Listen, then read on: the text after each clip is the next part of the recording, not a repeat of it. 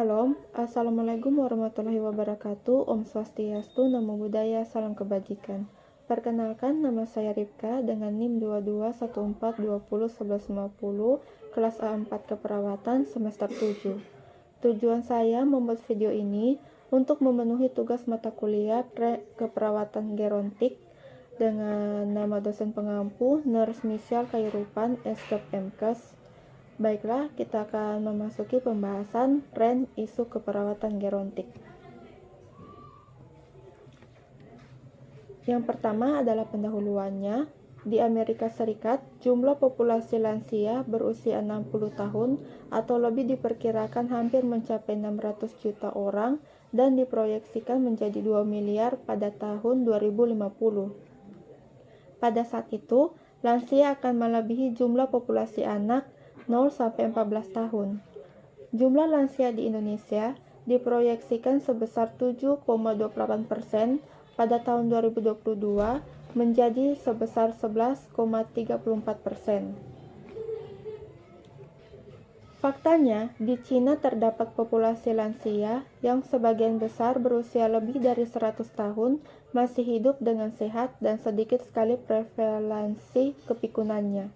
Menurut mereka, rahasianya adalah menghindari makanan modern, banyak mengonsumsi sayur dan buah, aktivitas fisik yang tinggi, sosialisasi dengan warga lain, serta hidup di tempat yang sangat bersih dan jauh dari populasi udara. Hal ini merupakan tantangan bagi kita semua untuk dapat mempertahankan kesehatan dan kemandirian para lansia agar tidak menjadi beban bagi dirinya, keluarga, maupun masyarakat. Adapun asas pendekatan dan jenis pelayanan kesehatan lansia. Yang pertama, asas menurut WHO di tahun 1991 adalah to add life to the years that have been added to life. Dengan prinsip kemerdekaan, partisipasi perawatan, pemenuhan diri, dan kehormatan. Yang kedua, asas yang dianut oleh Departemen Kesehatan RI adalah meningkatkan mutu kehidupan lanjut lansia, meningkatkan kesehatan, dan memperpanjang usia. Pendekatannya, menurut World Health Organization di tahun 1982, pendekatan yang digunakan adalah sebagai berikut. Yang pertama, menikmati hasil pembangunan. Yang kedua, masing-masing lansia mempunyai keunikan. Yang ketiga, lansia diusahakan mandiri dalam berbagai hal. Yang keempat, lansia turut memilih kebijakan. Yang kelima, memberikan perawatan di rumah. Yang keenam, pelayanan harus dicapai dengan mudah. Yang ketujuh, mendorong ikatan akrab antar kelompok, antar generasi. Adapun jenis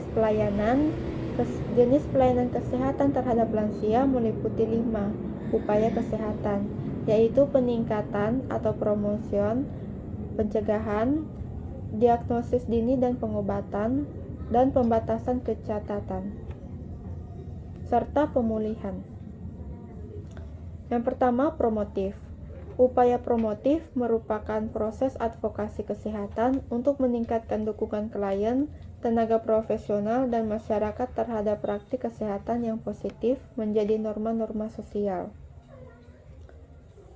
Penyampaian 10 perilaku yang baik pada lansia, baik perorangan maupun kelompok lansia adalah dengan cara sebagai berikut. Yang pertama, mendekatkan diri pada Tuhan Yang Maha Esa. Yang kedua, mau menerima keadaan, sabar, serta meningkatkan rasa percaya diri dengan melakukan kegiatan sesuai kemampuan. Yang ketiga, menjalin hubungan yang teratur dengan keluarga dan sesama. Yang keempat, olahraga ringan setiap hari. Yang kelima, makan sedikit tetapi sering, memilih makanan yang sesuai, dan banyak minum air putih. Yang keenam, berhenti merokok dan minuman keras. Yang ketujuh, kembangkan hobi dan minat sesuai kemampuan. Yang kedelapan, tetap memelihara hubungan harmonis dengan pasangan. Yang kesembilan, memeriksakan kesehatan secara teratur. Menyampaikan pesan bahagia. B-nya, berat badan berlebih dihindari.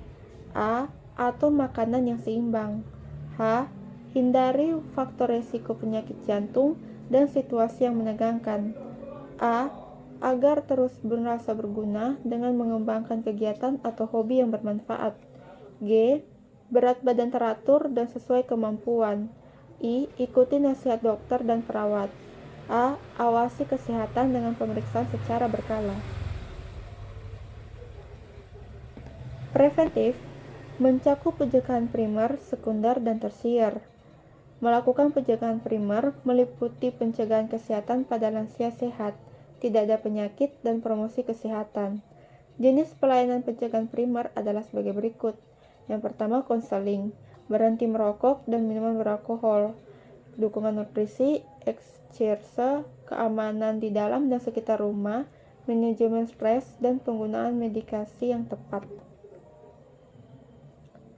Yang kedua, melakukan pencegahan sekunder meliputi pemeriksaan terhadap penderita tanpa gejala hingga penderita yang mengidap faktor risiko, kontrol hipertensi, deteksi dan pengobatan kanker, screening, pemeriksaan rektal, mamogram, pap smear, gigi, mulut, dan lain-lain. Yang ketiga, melakukan pencegahan tersier dilakukan setelah terdapat gejala penyakit dan cacat, mencegah cacat bertambah dan ketergantungan, serta perawatan bertahap. Tahap pertama, perawatan di rumah sakit. Tahap kedua, rehabilitasi pasien rawat jalan. Dan yang ketiga, perawatan jangka panjang. Jenis pelayanan tersier, yaitu yang pertama, mencegah berkembangnya gejala dengan memfasilitasi rehabilitasi dan membatasi ketidakmampuan akibat kondisi klinis, misalnya osteoporosis atau inkontinensia urin atau fekal. Yang ketiga, mendukung usaha untuk mempertahankan kemampuan berfungsi. Early diagnosis and proper treatment. Diagnosis dini dapat dilakukan oleh lansia sendiri atau petugas profesional atau petugas institusi. Yang pertama, oleh lansia sendiri dengan melakukan tes diri, screening kesehatan, memanfaatkan kartu menuju kesehatan atau KMS, lansia, memanfaatkan buku kesehatan pribadi atau BKP, serta pendatanganan kontrak kesehatan. Yang kedua, oleh petugas profesional atau tim pemeriksaan status, fisik, wawancara masa-masa lalu, dan saat ini. Obat yang dimakan atau diminum, riwayat keluarga atau lingkungan sosial, kebiasaan merokok atau minuman beralkohol. Pemeriksaan fisik diagnostik seperti pemeriksaan darah lengkap, pemeriksaan pelvis dan rektum, gerakan sendi, kekuatan otot, penglihatan, dan pendengaran. Screening kesehatan meliputi berat dan tinggi badan, kolesterol, dan tumor. Pemeriksaan status mental dan psikologis. Status mental terdiri dari pengkajian, memori, perhatian, orientasi, komunikasi, dan perilaku. Pemeriksaan status fungsi tubuh, apakah mandiri atau independen, atau kurang mandiri, partiali, atau ketergantungan dependen. Rehabilitasi, yang pertama, pelaksana tim rehabilitas atau petugas medis, paramedik, dan non-paramedis.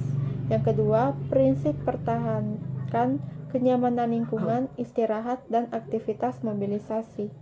Yang ketiga, pertahankan kecukupan nutrisi.